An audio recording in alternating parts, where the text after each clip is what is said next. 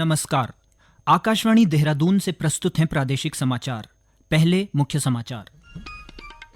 देहरादून में 33वीं सीनियर राष्ट्रीय wushu championship शुरू। देश भर के 1200 से अधिक खिलाड़ी कर रहे हैं प्रतिभाग। मुख्यमंत्री पुष्कर सिंह धामी ने चंपावत में आपदा प्रभावित क्षेत्रों का निरीक्षण किया। देहरादून में खुदी हुई सड़कों को दुरुस्त करने के लिए जिलाधिकारी ने कार्यदायी संस्थाओं को सख्त निर्देश दिए। और प्रधानमंत्री जनजातीय उन्नत ग्राम अभियान के तहत हरिद्वार के 4 गांवों का चयन किया गया। समाचारों के साथ मैं अखिलेश चंद्र गैरोला। और अब समाचार विस्तार से। राज्यपाल लेफ्टिनेंट जनरल गुरमीत सिंह ने देहरादून के महाराणा प्रताप स्टेडियम में 33वीं सीनियर राष्ट्रीय वुशु चैंपियनशिप का शुभारंभ किया। वुशु एसोसिएशन ऑफ इंडिया और वुशु एसोसिएशन उत्तराखंड के संयुक्त तत्वाधान में 26 सितंबर तक चलने वाली इस प्रतियोगिता में देश भर से वुशु खिलाड़ियों की उपस्थिति देखने को मिलेगी, जहां वे अपने उत्कृष्ट कौशल, अनुशासन और खेल भावना का प्रदर्शन करेंगे। इस प्रतियोगिता में वुशु एसोसिएशन ऑफ इंडिया की 40 से अधिक इकाइयों के 1200 से अधिक प्रतिभागी शामिल हो रहे हैं, जिनमें विभिन्न राज्यों सहित अर्धसैनिक बलों की टीमें भी हिस्सा लेंगी। कार्यक्रम का शुभारंभ करते हुए राज्यपाल लेफ्टिनेंट जनरल गुरमीत सिंह ने कहा कि वुशु न केवल शारीरिक दक्षता और आत्मरक्षा का माध्यम है, बल्कि यह आत्मानुशासन, मानसिक मजबूती और टीम भावना को भी बढ़ावा देता है।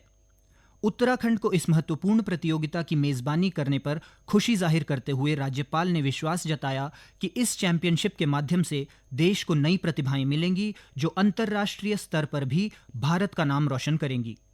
वुशु खिलाड़ियों की उपलब्धियों पर प्रसन्नता व्यक्त करते हुए राज्यपाल ने कहा कि हमारे खिलाड़ियों ने अंतर्राष्ट्रीय मंचों पर न केवल अपने कौशल का प्रदर्शन किया है, बल्कि देश का गौरव भी बढ़ाया है। मुख्यमंत्री पुष्कर सिंह धामी ने कल शाम चंपावत जिले में आपदा प्रभावित क्षेत्रों का हवाई सर्वेक्षण किया। इस दौरान उन्होंने सरयू घाटी, काली घाटी, पंचेश्वर घाटी, रौसाल और तामली सहित विभिन्न क्षेत्रों का जायजा लिया।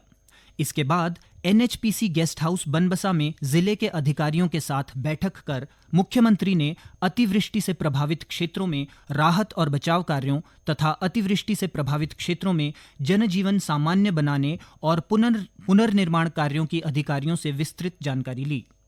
इस दौरान मुख्यमंत्री ने अधिकारियों को निर्देश दिए कि प्रभावित क्षेत्रों में व्यवस्थाएं सामान्य बनाने के लिए आवश्यक कदम उठाए जाएं। उन्होंने कहा कि क्षतिग्रस्त मार्गों, पेयजल और विद्युत लाइनों को यथाशीघ्र बहाल किया जाए तथा वैकल्पिक तौर पर उरेडा द्वारा सौर ऊर्जा से बिजली की व्यवस्था की जाए। आपदा प्रभावितों को हर संभव सहायता उपलब्ध कराने पर जोर देते हुए मुख्यमंत्री ने तेजी से आपदा राहत राशि वितरित करने के निर्देश दिए। उन्होंने बंद सड़कों को प्राथमिकता के आधार पर खोलने को कहा। मुख्यमंत्री ने अधिकारियों को आपदा ग्रसित क्षेत्रों में स्वयं जाकर स्थलीय निरीक्षण करने और प्रभावितों को उचित सुविधा पहुंचाने को कहा। उन्होंने जिलाधिकारी से क्षेत्र में हुए नुकसान का विभागवार आकलन बनाते हुए प्रस्ताव शासन को उपलब्ध कराने के निर्देश दिए। गौरतलब है कि चंपावत जिले में मॉनसून सीजन में आपदा से हुई क्षति में अब तक प्रभावितों को 1,34,00,000 रुपए से अधिक की सहायता राशि वितरित की गई है। इसके अलावा जिले में आपदा ग्रसित क्षेत्र के लिए तैनात की गई टीमों द्वारा लगातार क्षति का आकलन किया जा रहा है। वन विभाग में विनियमितीकरण से छूटे संविदा और आउटसोर्स के माध्यम से कार्यरत दैनिक वेतनभोगी कर्मचारियों को पद के सापेक्ष मूल वेतन और महंगाई भत्ता देने के प्रकरण में अब मंत्रिमंडल की उप समिति निर्णय लेगी। इस प्रकरण में उच्चतम न्यायालय में मामला विचाराधीन है, जिस पर 24 सितंबर को सुनवाई होगी और सरकार जवाब दाखिल करेगी। मुख्यमंत्री पुष्कर सिंह धामी की अध्यक्षता में कल देर शाम कैबिनेट बैठक का आयोजन किया गया, जिसमें मुख्यमंत्री वर्चुअल माध्यम से जुड़े। बैठक में 3 मुद्दों पर चर्चा हुई। वन मंत्री सुबोध उनियाल ने बताया कि कैबिनेट ने सुप्रीम कोर्ट में दैनिक वेतनभोगियों की अवमानना याचिका पर उप समिति बनाने का निर्णय लिया है। एक से मामला चल रहा है जिसमें कर्मियों को माननीय उच्चतम न्यायालय ने बेसिक पे देने की बात कही थी, वो हम उन लोगों को दे ही रहे हैं। तो उसी पे लेकर के जो 24 तारीख है उसको लेकर भी चर्चा हुई है। या उसमें सब कमेटी का गठन किया जाएगा। और दूसरा जो आपने कहा जो लीगल रेमेडी है उस पर लेकर चर्चा हुई है। श्री उनियाल ने बताया कि 16वां वित्त आयोग जल्द ही उत्तराखंड राज्य के दौरे पर आ रहा है। ऐसे में 16वें वित्त आयोग के सामने राज्य के वित्तीय प्रबंधन को कितने बेहतर तरीके से बता सकते हैं, इसको लेकर भी चर्चा हुई। इसके साथ ही चारधाम यात्रा के दूसरे चरण के प्रबंधन के संबंध में भी चर्चा की गई।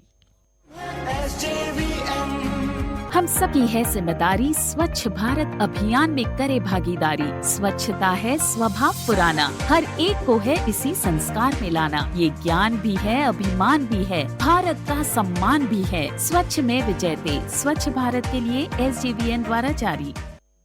देहरादून में जब तक खुदी हुई सड़कें दुरुस्त नहीं हो जाती, तब तक किसी भी कार्यदायी संस्था को नए खुदान की अनुमति नहीं दी जाएगी। देहरादून के जिलाधिकारी सविन बंसल ने कार्यदायी संस्थाओं को इस संबंध में सख्त निर्देश दिए हैं। जिलाधिकारी ने कहा कि जनमानस के परामर्श के बगैर खुदान के कार्य की अनुमति नहीं दी जाएगी। उन्होंने शहर में सड़क सुधारीकरण के काम को युद्ध स्तर पर करने के निर्देश दिए हैं। साथ ही 25 अक्टूबर तक सभी सड़कें ठीक करने की समय सीमा निर्धारित की है। अधूरे निर्माण और सड़क के गड्ढों, पानी लीकेज की शिकायतों को जिलाधिकारी ने गंभीरता से लेते हुए संबंधित अधिकारियों की बैठक बुलाई। जिलाधिकारी ने जिले में पाइपलाइन लीकेज और इसकी मरम्मत के लिए जल संस्थान की जवाबदेही तय की है। इस कार्य के लिए जिलाधिकारी ने नई पहल करते हुए अलग मद बना दिया है, जिससे बजट की कमी की परेशानी नहीं होगी। प्रधानमंत्री जनजातीय उन्नत ग्राम अभियान के तहत हरिद्वार जिले के 4 गांवों का चयन किया गया है। ये 4 गांव लालढांग, रसूलपुर, मीठी बेरी, जसपुर चमरिया और गैंडी खाता हैं। यह जानकारी देते हुए जिलाधिकारी कर्मेंद्र सिंह ने बताया कि इस योजना से जनगणना के अनुसार बुक्सा आबादी के 2838 व्यक्ति लाभान्वित होंगे। गौरतलब है कि प्रधानमंत्री जनजातीय उन्नत ग्राम अभियान से देश के 549 जिलों के 2740 विकास खंडों के 63,000 से अधिक जनजातीय बाहुल्य गांवों में रहने वाले 5 करोड़ से ज्यादा जनजातीय जनों को लाभान्वित किया जाएगा। मिशन के तहत 17 विभागों द्वारा कमजोर जनजातीय समूहों का विकास किया जाएगा। अभियान के तहत अगले 5 सालों में जनजातीय बाहुल्य गांवों में आधारभूत ढांचे का विस्तार, वित्तीय सशक्तिकरण, गुणवत्तापूर्ण शिक्षा, स्वस्थ जीवन शैली को बढ़ावा दिया जाए। युवा कल्याण मंत्री रेखा आर्या ने कहा कि युवा शक्ति से ही प्रदेश की प्रगति सुनिश्चित होगी। राज्य में युवा नीति और युवा आयोग के गठन का काम तेजी से चल रहा है। इस संबंध में अधिकारियों को जल्द से जल्द प्रस्ताव तैयार करने के निर्देश दिए हैं। देहरादून में युवा कल्याण मंत्री रेखा आर्या की अध्यक्षता में विभागीय अधिकारियों की बैठक का आयोजन किया गया। इस दौरान PRD जवानों के पंजीकरण और प्रोत्साहन राशि संबंधी और युवक एवं महिला मंगल दल को स्वावलंबी बनाने के संबंध में चर्चा की गई। श्रीमती आर्या ने कहा कि सरकार अपने घोषणा पत्र के अनुरूप युवा नीति और युवा आयोग के गठन के लिए तेजी से काम कर रही है और जल्द ही युवा आयोग धरातल पर नजर आएगा। युवा कल्याण मंत्री ने कहा कि सरकार ने PRD जवानों के लिए की गई घोषणाओं में से अधिकांश घोषणाओं के शासनादेश सितंबर माह में निकाला है। इसमें उनके चारधाम यात्रा के दौरान 50 रुपए प्रोत्साहन राशि देने का भी शासनादेश जारी हुआ है। पोर्टल के माध्यम से PRD जवानों को पंजीकृत करने की प्रक्रिया चल रही है। राष्ट्रीय स्वास्थ्य मिशन NHM की निदेशक स्वाति S भदौरिया ने स्वास्थ्य सेवाओं के बेहतर क्रियान्वयन के लिए युद्ध स्तर पर काम करने के निर्देश दिए हैं।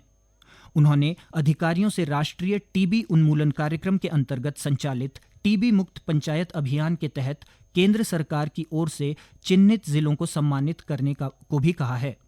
देहरादून में NHM के अंतर्गत संचालित विभिन्न कार्यक्रमों को 2 दिवसीय मुख्य चिकित्सा अधिकारी की जनपदीय समीक्षा बैठक के दौरान निदेशक स्वाति S भदौरिया ने यह बात कही। उन्होंने राष्ट्रीय स्वास्थ्य मिशन उत्तराखंड की कार्य योजना के अंतर्गत स्वीकृत निर्माण कार्यों के लिए सभी मुख्य चिकित्सा अधिकारियों को आवश्यक निर्देश दिए। उन्होंने कहा कि कार्यदायी संस्थाओं के साथ समय समय पर बैठक करते हुए प्रगति और गुणवत्ता की निगरानी और अनुबंध के अनुसार तय समय में निर्माण कार्यों को पूरा किया जाए ताकि इनका संचालन जन कल्याण के लिए किया जा सके। पर्यटन मंत्री सतपाल महाराज ने आंध्र प्रदेश के तिरुपति मंदिर के लड्डू के प्रसादम में मिलावट को दुर्भाग्यपूर्ण बताया है। उन्होंने कहा कि मंदिर के प्रसाद में मिलावट लोगों की आस्था के प्रति खिलवाड़ है। सतपाल महाराज ने कहा कि राज्य में जिन भी स्थानों में भगवान का भोग बनता है उसकी पवित्रता बनाए रखने के लिए अधिकारियों को आवश्यक निर्देश दिए गए हैं। उन्होंने कहा कि राज्य के विभिन्न पौराणिक मंदिरों के प्रसाद का अपना एक धार्मिक महत्व है, इसलिए उसकी पवित्रता और शुद्धता बनाए रखना भी बेहद जरूरी है। उन्होंने स्पष्ट निर्देश दिए हैं कि भगवान के प्रसाद और भोग को बनाने में पवित्रता और शुद्धता का विशेष ध्यान रखा जाए। अंत में मुख्य समाचार एक बार फिर। देहरादून में 33वीं सीनियर राष्ट्रीय वुशु चैंपियनशिप शुरू। देश भर के 1200 से अधिक खिलाड़ी कर रहे हैं प्रतिभाग। मुख्यमंत्री पुष्कर सिंह धामी ने चंपावत में आपदा प्रभावित क्षेत्रों का निरीक्षण किया। देहरादून में खुदी हुई सड़कों को दुरुस्त करने के लिए जिला अधिकारी ने कार्यदायी संस्थाओं को सख्त निर्देश दिए। और प्रधानमंत्री जनजातीय उन्नत ग्राम अभियान के तहत हरिद्वार के 4 गांवों का चयन किया गया है। इसके साथ ही प्रादेशिक समाचारों का ये बुलेटिन समाप्त हुआ। नमस्कार।